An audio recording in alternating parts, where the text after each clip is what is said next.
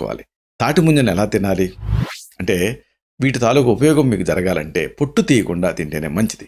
చాలామంది తాటి ముంజల్ని పై పొట్టులాగా ఉండేటువంటి ఆ పొర తీసేసి తింటూ ఉంటారు. కానీ ఆ పొట్టు ద్వారా కూడా మీకు అనేక రకాల పోషకాలు అందుతాయి.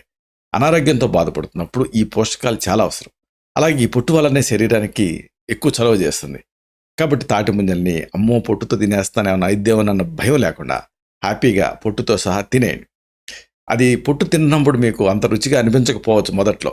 కానీ ఆ కాంబినేషనే బావుంటుంది. అంటే తాటి ముంజల పైన ఉండేటటువంటి ఆ తోలు లేదా పొట్టు, అలాగే ముంజలు. ఈ కాంబినేషన్ తింటే మీకు ఆహ్, మీకు ఐస్ క్రీమ్‌లో ఇలాంటి వాటిలలో పలుకులుగా ఎట్లా తగులుతూ ఉంటుందో, ఇది గూడా మీకు బటర్ స్కాచ్ ఐస్ క్రీమ్‌లు తింటున్నప్పుడు ఏ ఫీలింగ్ అయితే ఉంటుందో, ఇది గూడా అదే ఫీలింగ్‌లో అనిపిస్తుంది. కాబట్టి ఈ వేసవిలో మిమ్మల్ని మీరు ఎండల నుంచి రక్షించుకోవటానికి తాటి ముంజలు తినండి.